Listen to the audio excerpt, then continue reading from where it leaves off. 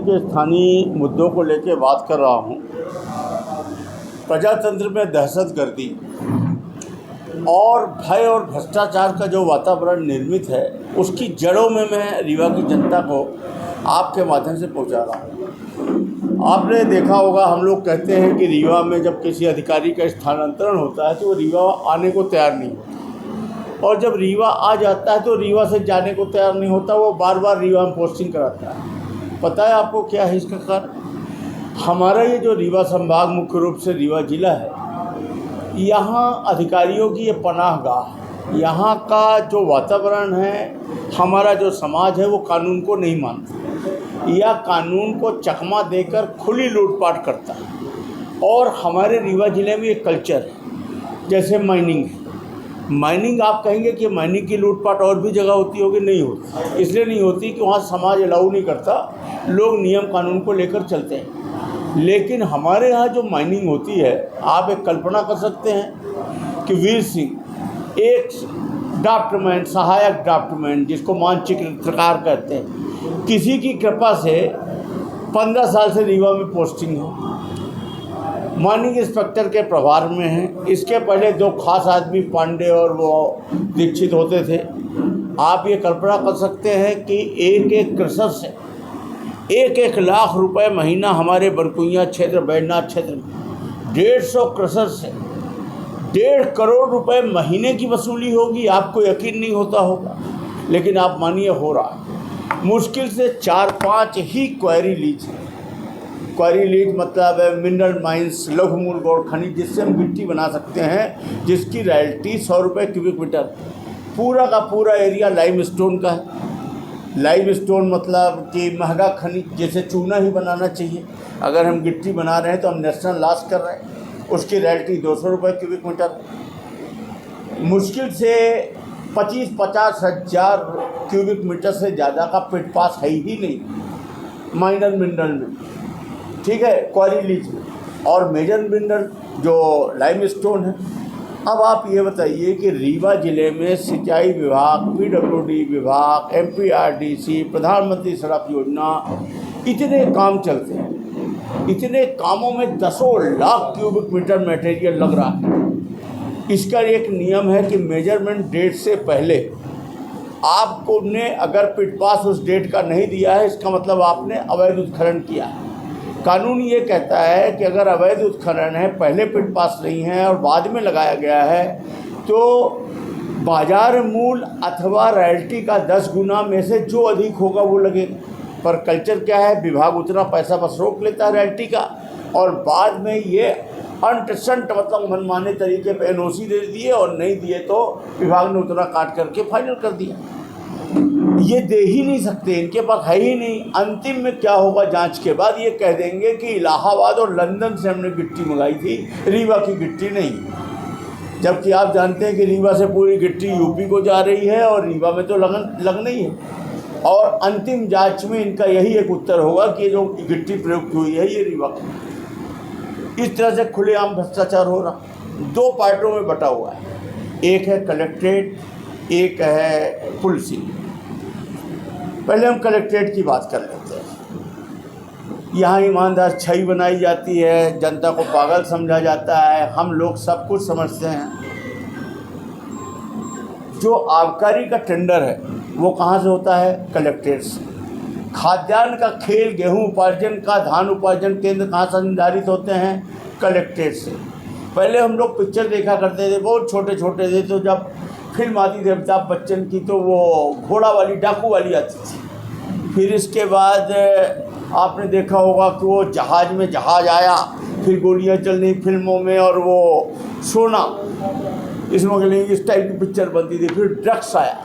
अब आज की डेट पे खाद्यान्न से बढ़िया स्मगलिंग, और उससे जो वसूली होती है। अब आप देखिए, पिछले 2-3 वर्षों से जो गुंडे टाइप के लोग हैं, आपराधिक कृत्य के लोग हैं, जिन पे 10-10 मुकदमे हैं, और वो समितियां खाली पड़ी हुई, समिति प्रबंधक खाली हैं, उनको गेहूं उपार्जन का काम नहीं दिया जा रहा। नेताओं के दबाव में वो भारतीय जनता पार्टी के कार्यकर्ता बन गए हैं, भारतीय जनता पार्टी के लिए बूथ लूटते हैं और बदले में उनको मोटी कमाई कमाने के लिए और नेता उन्हीं से अपना टेंट लगवाते हैं, राजनीतिक खर्चा उठवाते हैं, उनको उपार्जन के केंद्र दिलाए हैं और कहने को दिए हर वर्ष आपको नया देना चाहिए, स्व सहायता समूहों को देना चाहिए। और हम तो कहते हैं कि मूल रूप से जो आपकी समितियां हैं खाली बैठी हैं, उन समिति प्रबंधक को क्यों नहीं देती। लेकिन नहीं,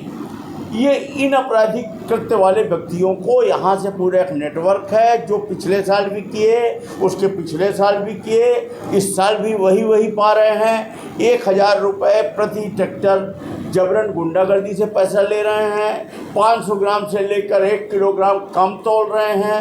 और अगर मोतीलाल जी वो कागज़ दीजिएगा खाद्यान्न वाला, बागरी करके एक आदमी है जो वसूली करता है और एक कंप्यूटर ऑपरेटर है कोई उसके साथ, उसको लेकर के इसका एक वीडियो भी बना हुआ है। हमारे क्षेत्र में सुखवार में ये आदमी गया, वसूली कर रहा था, उसने पैसा नहीं दिया, पूरे किसान थे तो फर्जी पंचनामा बनाया, पूरे किसानों ने इसको घेर लिया कि ये गलत हो रहा है। इसके बाद भी ये देखिए वसूली के लिए और पूरा नाम कार्यालय। इसी तरह इनका एक देवेंद्र करके आदमी है, ये देवेंद्र वो आदमी है जो श्रीनिवास तिवारी जी के समय फर्जी नियुक्ति हुई थी ना, उनके कार्यकाल में जो एक फर्जी नियुक्ति का मामला आया था जिसमें कि बहुत सारे लोगों को नौकरी से बाहर कर दिया गया, जिसमें हमारे मतलब आप सब समझ रहे हैं ना बहुत सारे लोगों, उसमें से एक ये प्रमुख नाम है बदशुगली के देवेंद्र तिवारी। ये भी एकदम बर्खास्त थे, सेवा से बर्खास्त थे। इन्होंने हाई कोर्ट में एक एप्लीकेशन लगाया, इनको 1 महीने का स्टे मिला। हाई कोर्ट में इनकी फाइल दबी हुई है, दोबारा उसकी पेशी नहीं लगी, वो फाइल कहीं चोरी हो गई और इसके नाम पर इनको डेपुटेशन में इनाम दे करके नान का प्रभारी बना दिया गया। रीवा और सीधी 2 जिले दे दिए गए। इस पुनः इन्होंने वही कृत्य किया अवैध वसूली का। इस अवैध वसूली में ये दोषी सिद्ध पाए गए। दोषी सिद्ध पाए जाने पर इनको क्या किया गया, पुनः इनको जो ये विधानसभा में अटैच थे पुनः अटैच कर दिया गया। अभी इनकी सेवा से बर्खास्त नहीं हुई, अभी 15 दिन बाद फिर ये कहीं जुगाड़ करेंगे, फिर कहीं जाके खेल करेंगे। मैं विधानसभा में इस बार इस बात को उठाऊंगा और ऐसे आपराधिक कृत्य के लोगों को सेवा से बर्खास्त होना चाहिए। एक ये मामला हो गया। दूसरा तरफ आ जाइए, कलेक्ट्रेट की कमाई क्या है। कलेक्टर कार्यालय से जो खेल है मुख्य रूप से फूड अधिकारियों को सामने रख करके इनको दोषी बना करके और पीछे से, अब मैं नाम नहीं लेना मेरा उचित नहीं, आप समझ ही रहे होंगे, जो ईमानदार छवि के लोग बनते हैं वो काहे के लिए जान दिए हैं रीवा में, काहे के लिए वोट लूटने के लिए पूरी तकनीक लगाए हैं, काहे के लिए एड़ी चोटी लगाए दे रहे हैं कि काउंटिंग में अभय मिश्रा न जाने पाएँ। किसी तरह ऐसा नियम बनाओ कि अभय मिश्रा अंदर प्रवेश न कर पाएँ, ताकि दूसरे लोग दबाव बनाकर किसी तरह, जैसे अभी विधानसभा चुनाव में आपने देखा ना कि किस तरह से इन्होंने हमारा वोट लूटा, किस तरह से इसके बावजूद भी 600 वोट से जीत जाने के बाद भी ये प्रमाण पत्र नहीं दे रहे थे। 4 घंटा लूट रखे थे वो तो। बाहर से रीवा की जनता घेर ली और अंदर से ये किन परिस्थितियों में इन्होंने प्रमाण पत्र दिया है, मैं तो उस सीन को देखा हूँ। और ये पुनः वही लूटपाट करने की तैयारी में है। आखिर अधिकारी क्यों जान दिए? क्योंकि इनको यहाँ से मोटी कमाई मिल रही है। 5 कितनी दुकानें हैं यहाँ पर? लिकर की दुकानें हैं 75, शराब की कितनी दुकानें हैं? 75। 5000 रुपये प्रति दुकान के नाम से कलेक्ट्रेट के नाम पर आबकारी अधिकारी 5000 के हिसाब से कितना हो गया, 4 लाख के लगभग महीना वसूल करके VIP खर्चा के नाम पर डालते हैं और सब शराब ठेकेदार से ले रहे हैं। ये तो ले कलेक्ट्रेट के नाम पर हैं, कलेक्टर के नाम पर ले रहे हैं। तो हम कैसे मान लें कि ईमानदार हो? रीवा का शराब कांड घोटाला, फर्जी बैंक गारंटी घोटाला सबको पता है। पिछले वर्ष जो यहाँ शराब दुकानें आवंटित हुई थी, लगभग सभी दुकानों में फर्जी बैंक गारंटियाँ लगी थी। फर्जी बैंक गारंटियों को पकड़े जाने पर इन्होंने 2 महीना बाद ओरिजिनल बैंक गारंटी लगाई। और आखिर फर्जी बैंक गारंटी पर माल का उठाव कैसे दिया और कैसे दुकानें संधारित हुई? और इसके बाद अभी जब इसकी फाइनल जांच आई तो 2 महीने बाद ये अंतिम रूप से पूरा प्रमाणित हो गया कि सब कुछ फर्जी। यहाँ का जो जिला आबकारी अधिकारी है, मैं एक आपको नया खुलासा कर रहा हूँ, ऐसे कुल 13 अधिकारी हैं जो शराब में खुद ही पार्टनर रहते हैं, अपना पैसा लगाते हैं, वही अधिकारी रहते हैं। और ये जहाँ जहाँ पोस्टेड रहे, यहाँ जो जिला आबकारी अधिकारी और कमिश्नर के प्रभार में हैं डीओ मिस्टर जैन, ये जहाँ जहाँ पोस्ट रहे वहाँ वहाँ मैं चुनौती देता हूँ कि बैंक गारंटी की जांच करा लिया जाए। पिछले 10 सालों में सब जगह फर्जी निकले, इनकी जांच करा लिया जाए, इसके बाद हम 13 अधिकारियों का नाम दें। इस तरह से ये घोटालेबाज बैठ के रीवा को लूट रहे हैं और नशा का व्यापार करा रहे हैं। यहाँ के जो अधिकारी हैं, मेरे पास तो अनुभव है, मैं जानता हूँ, मैं अंदर की चीज़ें जानता हूँ। यहाँ के जो पुलिस अधिकारी हैं उनका पैसा लगा हुआ है। 50% पुलिस अधिकारियों का शराब ठेकों में पैसा कैश के रूप में नंबर 2 का लगा हुआ है। बाहर जो पीसीएम का उठाव होता है, जो डिपो में अतिरिक्त शराब के जो उत्पादक नंबर 2 की अतिरिक्त शराब जो नंबर 1 के लाइसेंस में ला के उतार देते हैं और वो इन दुकानों में सप्लाई करते हैं आधे से कम रेट में देकर, और फिर उसको गांव-गांव गली-गली तक पैकारों के माध्यम से पहुंचाया जाता है और नशे को बढ़ावा दिया जाता है। ये पुलिसिंग कराती है, ये पुलिस कराती है। मतलब अगर कोई ठेकेदार ये चाहे कि मुझे नहीं करना है तो वो नहीं रुक सकता। पुलिस उसको मजबूर करेगी कि आपको करना ही होगा, क्योंकि एक गांव में 3 पैकार हैं, 4 हैं। वो तो 15 हज़ार रुपये, 20 हज़ार रुपये दे रहे हैं। एक गाँव से 80 हज़ार मिल रहा, पूरे एक थाने क्षेत्र में 10 लाख है उनसे मिल रहा, साहब ठेकेदार तो 2 लाख दे रहा। तो ये इस तरह से नशे का कारोबार कराएं। दूसरी तरफ आप कोरेक्स का एक पैरेलल सिंडिकेट है।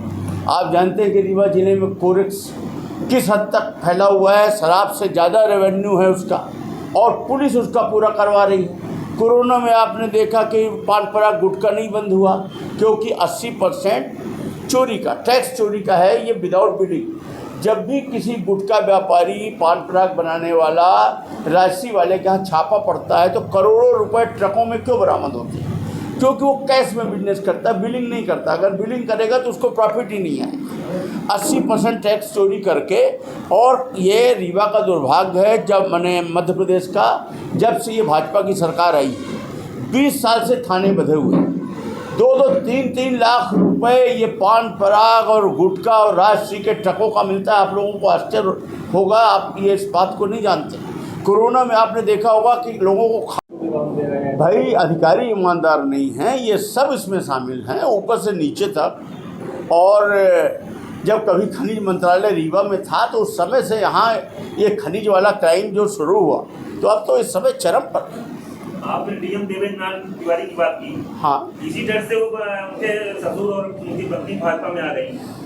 हो गया वो कहते हैं ना, बकरे की माँ कितने दिन खैर बनाएगी, वही वाली बात है कि अगर गड़बड़ है तो कितने दिन भागो। हाँ, लेकिन बाहर रीवा के यहाँ कुछ भी हो सकता है। अभी कुछ दिन पहले एक आरोप आया था कि मैंने एसपी से बोला, हाँ, जो घूस इसको ले रहे हैं, हाँ, उसमें डिस्काउंट करने के लिए मैंने डिस्काउंट कर दो भाई यार। हाँ, 3000 ही था उसका। तभी थानेदार नहीं माना, 4000। हाँ, नहीं, रात को इन्होंने बोला देखता हूँ, और सवेरे वो 4000 लेके छोड़ दिया। तो भाई तुमने छोड़ क्यों दिया? अगर वो गलत था तो उसको भेजते। ये लूटपाट तो एकदम है, 8000 का एकदम। मतलब आप ये समझिए कि लज्जा हया को छोड़कर दोनों हाथ से लूटपाट जारी है। और सबसे बड़ा दुर्भाग्य ये है कि अधिकारी तो ट्रकों में भर कर रुपया ले जाएंगे और निकल लेंगे, हमारे बच्चों को जो ये कोरेक्स में धोखे दे रहे हैं, इसका खामियाजा कौन है? आज ये जो क्राइम हो रहा है, गली गली गोलियां चल रही हैं, कोई ये सुनियोजित क्राइम नहीं, किसी से दुश्मनी नहीं है, ये सब नशे में बच्चे हैं, जरा जैसी बात पे गोलियां चला रहे हैं। हाँ, एक और पुलिस का है बालू के अलावा हथियारों में चिन्हित तस्कर है। हर चौथा लड़का युवा वेपन से बेच रहा नंबर 2, उससे भी ये पैसे ले। पूरा रीवा जल रहा है, इसको आजमगढ़ की तर्ज पे जल रहा है। हमारे माननीय मुख्यमंत्री जी तो आजमगढ़ के ही हैं, वो तो समझते ही होंगे। उनसे ये विनती है कि आप तो मध्य प्रदेश के सीएम हैं, अब हमारे रीवा को आजमगढ़ क्यों बनाए थे? दिनों में देख लीजिए, ट्रिपल मर्डर हुआ, एमपीबी के उसको अधिकारी को गोली मारी जा रही। हाँ, गोविंदगढ़ में आपने देखा एमपीबी के अधिकारी को गोली मारी जा रही। 3 दिन पहले संजय गांधी अस्पताल में एक्सरे वाले को गोली मारी जा रही। जबा में नाबालिग के साथ गैंग रेप हो रहा। 1-1 करोड़ का गांजा पकड़ा जा रहा। ये सब आप देख रहे हैं कि नहीं देख रहे? अराजकता का माहौल पूरी तरह से रीवा जिले में व्याप्त है। पूरा जिला त्राही त्राही कर रखा है। सही इस सरकार ने लोगों को उनके हाल पर छोड़ दिया है। बच्चे नशे की लत पर एकदम बर्बाद हो चुके हैं, क्योंकि कोई किसी तरह से उनको रोज़गार का साधन नहीं है। पढ़ लिख लिए भटक रहे हैं, डिप्रेशन के शिकार हैं। और वो जैसे डिप्रेशन में आते हैं, सामने कोई गांजा लिए कोरेक्स लिए खड़ा बेचने के लिए। आज पूरा का पूरी समाज, हमारा आने वाली पीढ़ी बर्बादी के कगार पर खड़ी है। और ये अधिकारी यहाँ आके लूट का अड्डा बनाकर ट्रकों में रुपए भर के ले जाते और बदले में टाटा बाय बाय करके निकल लेंगे और रीवा जिला हमारा जल रहा है। आप लोग कुछ बोल नहीं रहे। आप लोगों को प्रमुखता से ये सब बातों को उठाना चाहिए। ये हैं, क्या नाम है, रामाश्रय जी, आप बताइए पूरा इनको हाल। ये इस तरह से 50 से 60 लोगों को मैं जानता हूँ सिमरिया में, जो इस बात के लिए भटक रहे हैं कि हमारा पैसा दिलवा। 1000 रुपये ये ट्राली का अलग देते हैं। इनकी तौलाई 500 ग्राम से लेकर 1 किलो हर बोरे पे अलग होती है। वो तो इनको बता दिया जाता है कि इतना कम लेंगे। इसके बाद भी जो पैसा है उसको पाने के लिए रामाश्रय पटेल जी हैं, आप बताइए। सर, मैं रामाश्रय सिंह पटेल ग्राम अटरिया का निवासी हूँ। मैंने पहाड़िया में रायपुर का टुंडियान के पास है, वहाँ धान बेचा था 96 कुंटल 80 किलो। वैसे मेरा रजिस्ट्रेशन बहुरीबाग समिति में था, तो मैं वहाँ स्लॉट भी बुक कराया था। लेकिन वहाँ पहुँचने के पहले कच्ची रास्ता है, पानी गिर दिया था तो वहाँ तक वाहन नहीं जाता था। तो पहाड़िया सेंटर में बेचा था मैंने धान। कारण क्या था कि वहाँ का जो समिति का प्रबंधक है वीरेंद्र मिश्रा, वो उसका साथी है RS गौतम, राम सुशील गौतम, वो हमारे भतीजे का। ठीक है, अब इनका सुन लीजिए। तुम बताओ, ये एक तरफ प्रधानमंत्री आवास योजना में आप मकान का मकान तुम्ही ने स्वीकृत किया, ये तो मांगने नहीं गए थे।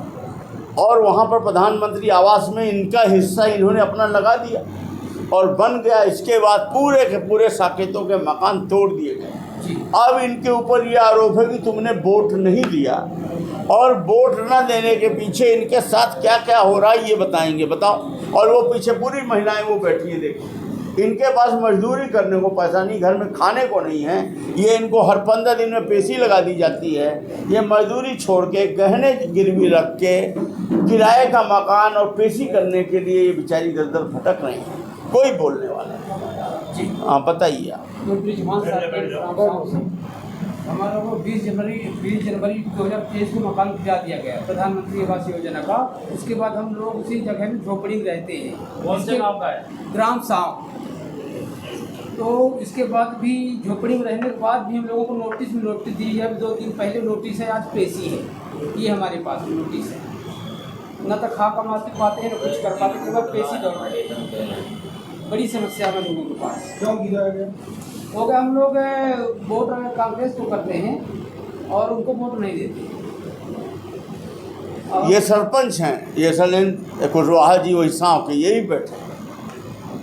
अभी एक और आपको बढ़िया बात बताते हैं। आपको ये लगता होगा रीवा में जो ये निर्माण हो रहा है, आप लोगों ने कभी ध्यान नहीं दिया। अभी नया SOR लागू हो गया 2 साल पहले, PWD का 20% बढ़ गया। GST नए टेंडरों में अलग से मिल रही है, और पुराने टेंडर में अभी 2 साल पहले 22% बिलो तक टेंडर गए। और नए SOR में टेंडर जो रीवा जिले में आपको जितने भी निर्माण कार्य मिल रहे हैं, जितने भी, चाहे ये पुल हो, चाहे वो पुल हो रेलवे वाला, चाहे हमारे सिमरिया काम हो, चाहे कहीं का काम हो, सब के सब टेंडर फिक्सिंग करके 5 से 7% बिलो में। क्योंकि 5% बिलो से ज़्यादा रेट भर दोगे तो कैंसिल कर देते हैं, गवर्नमेंट कैंसिल कर देती है, क्योंकि इतना रेट आया ही नहीं। अभी चुनाव के दौरान भी टेंडर आयोजित किए गए, ये इनको मिला पूरा टेंडर फिक्सिंग का खेल। मैं लोगों से कह रहा था कि ये सब मिले हुए हैं और एक ही आदमी के ये सब टेंडर है, आप नहीं मान रहे थे। अब मैं आपको एक उदाहरण देता हूँ, आपको समझ में आ जाएगा। रीवा रिंग रोड बेला से गोविंदगढ़ क्यों बन रही है, क्या ज़रूरत थी? वो इसलिए ज़रूरत थी कि गोविंदगढ़ मतलब से रोड में सिलपरा से जो ये रिंग रोड बनी हुई है, जो यहाँ आकर आपको रतहरा में जोड़ती है, ये छोटी सी है 12-13 किलोमीटर की। आप भी जानते हैं ये रिंग रोड किसकी है, ये माननीय मंत्री महोदय का है, सबको पता है। ये किसी और का था, फिर एसपीवी क्लास में इसको ले लिया गया। अब इसमें 150 रुपये एक ट्रक का लगता है, बाईपास में 300 रुपये लगता है। अगर इस रोड से ट्रक निकले और उधर एक ऐसी रोड बन जाए जिसमें कोई टोल ना लगेगा, तो फ्री में उसकी लंबाई भी 2-3 किलोमीटर कम हो जाती, कोई टोल नहीं लगेगा, तो गोविंदगढ़ तक अपने आप आएगा। और गोविंदगढ़ रोड से फिर अगर वहाँ निकलेगा तो कहाँ से जाएगा, उस टोल से जाएगा। तो वहाँ जो अभी 4 लाख का टोल आ रहा, 5 लाख का, वो कितने का हो जाएगा, 15 लाख का हो जाएगा। 150 के भाव से आएगा तो 15 लाख का। तो इस तरह से अभी 3 साल उसका पीरियड बचा है। अगर 3 साल हो गया तो 100 से 150 करोड़ रुपए अतिरिक्त कमाई हो जाएगी। दूसरा, ये जो रिंग रोड का टेंडर था, ये डाला तो बनाया तो किसी और उद्देश्य से गया, अपने लिए सब सेट किया गया, लेकिन हैदराबाद में बैठा एक वशिष्ठा ने इसका टेंडर डाल दिया 2 साल पहले। ये टेंडर मिल गया वशिष्ठा कंपनी को। अब वो जब रीवा आया तो उसको रीवा के दर्शन हुए, माननी ने उसको काम ही नहीं करने दिया, उसको जगह नहीं मिल रही, पटवारी खसरा देने को तैयार नहीं, कोई गिट्टी देने को तैयार नहीं। अंतिम वो मजबूर होकर किसको टेंडर दे दिया, साहब को ही टेंडर दे दिया कि साहब आप ही ले लीजिए, और बैक टू बैक दे दिया कि जो उसका रेट था, जो उसको पेमेंट हो रहा था, वो उसी में उसने दे दिया। और जब काम चला तो कहा गया कि नहीं, तुमने रेट कम डाला है, ये तुम्हारी गलती, हम तो सवार के हिसाब से लेंगे। बेचारे ने 8 करोड़ रुपए कहीं से कर्जा वर्जा लेके अलग से दिया, जो विभाग से मिला उसके अलावा दिया, और साथ में भोजन कर रहा था, गर्व महसूस कर रहा था कि हमारे बड़े संबंध हैं। और इधर क्या हुआ कि आप देखिए, रीवा में सीवर लाइन में 10 साल से टाइम एक्सटेंशन मिल रहा है, विभिन्न रोडों में 10-10 टाइम एक्सटेंशन मिलते हैं, उसको मात्र 6 महीने का टाइम एक्सटेंशन मिला। और जैसे उसने टाइम एक्सटेंशन का दोबारा एप्लीकेशन लगाया, काम फुल स्पीड में था। इसी बीच इधर पैरेलल रूप से चुपचाप अधिकारियों ने एक पैरेलल बना दिया था एस्टीमेट, जो टेंडर 180 करोड़ का था, उसमें आधा काम हो जाने के बाद वो टेंडर नए सवार पे और उसके पुराने कामों का भुगतान न करके उसको वो चिल्लाता रहा, वो लड़ रहा कि मेरा बिल बना दो, न बनाकर इस नए सवार में लेकर, कि मतलब उतना काम नहीं हुआ है ये दिखाकर, और नए वाले को पेमेंट कर देंगे। अब आप सोचिए, आधा काम होने के बाद दूसरा टेंडर 225 करोड़, 180 करोड़ का टेंडर, 50% काम हो गया तो कितने का बचा है, 90 करोड़, 100 करोड़ का होना चाहिए। तो अब कितने का लगा, 225 करोड़। और उस बेचारे की 8 करोड़ की बैंक गारंटी कैश करा ली गई, जब्त हो गई। उसका भांजा जिसको ये काम मिला था वो बेचारा सुसाइड कर दिया। और मैंने आप देखिए, अंधेर कर दी पाप ऊपर से। और इसके बाद टेंडर सेट करके टेंडर डाला गया। टेंडर में जो जेबी बनी उसमें 3 लोग थे, विंध्या जो सिरमौर चौराहा का पुल बना रहा, क्लासिक जिसके नाम से माननी के पूरे काम चलते हैं, और एक और तीसरा BR गोयल जिसने रतहरा से चौराहा बनाया है। मैं कहता था ये किसी और का काम है। तीनों मिलकर डाल रहे हैं, तीनों की जेबी है, मतलब तीनों एक ही हैं। इसका मतलब कि पहले के भी काम तीनों के गुरु कोई एक ही व्यक्ति मालिक थे। और सपोर्टिंग किसने किया, टेंडर को सपोर्टिंग करने के लिए डाला किसने, विजय कुमार मिश्रा जी ने, चौथे, जो एक नाम छोड़ रहे थे। और टेंडर में अभी तक का रेट कितना है, NHAI का मैक्सिमम मंजूर हुआ है 5% बिलो, 4% बिलो के टेंडर कैंसिल हो गए। तो इनका टेंडर कितना था, 5.01 ऐसा कुछ करेक्ट। और दुर्भाग्य से वो टेंडर कोई अब ले गई। अब यही जो कोर्ट में खड़े हुए थे कि जब वो गया कॉन्ट्रैक्टर कि हमारा टर्मिनेट करा दिया गया, गलत हो रहा है, तो यही कोर्ट में खड़े हुए अधिकारियों को खड़ा किया कि नहीं नहीं सही टर्मिनेट हुआ। और जब वो ले गई तो ये गए कोर्ट में कि नहीं नहीं अब इसको कैंसिल कर दिया जाए। तो कोर्ट ने कहा तुम्हारी चिट तुम्हारी पट कैसे होगी। अब वो एग्रीमेंट कर ली उदित वाले, अब उसकी आत्मा वहीं छटपटा रहे हैं। मेरा ये कहना है कि ये रीवा का खेल है, इसको पब्लिक को, इसको यही रीवा रिंग रोड बेला से है सिरपरा, इसको सबको पब्लिक को बताइए, रीवा की पब्लिक जाने। पहले माननीय मुख्यमंत्री जी शिवराज जी 18 साल से वो खिलाड़ी आदमी बैक से खेलते थे, पीछे से। फ्रंट में नहीं आते थे। आज वर्तमान मुख्यमंत्री जी फ्रंट लेके खेल रहे हैं। वो कैपेबल थे तो वो पीएस से प्रशासन चलवाते थे। इन्होंने इलाके बांट दिए हैं, यहाँ का तुम मुख्यमंत्री, वहाँ का तुम मुख्यमंत्री, वहाँ का तुम मुख्यमंत्री। आप यकीन नहीं करेंगे, इस लोकसभा चुनाव में एक एक कॉन्ट्रैक्टर से पैसा वसूला, एक एक कॉन्ट्रैक्टर से। हमारी पारिवारिक कंपनी तक नहीं बची, मैंने सबको पैसा बांधा गया इस चुनाव में, और दोनों हाथ से लूट जारी है। और बाहर देश का दुर्भाग्य होने क्या वाला है। मुझे तो लगता है कि अगर ये सरकार फिर बन गई तो जो हाल पाकिस्तान का है, आप देखिए वहाँ जब कोई शासक आता है तो पहले वाले को फांसी चढ़ा देता है, दोनों हाथ से।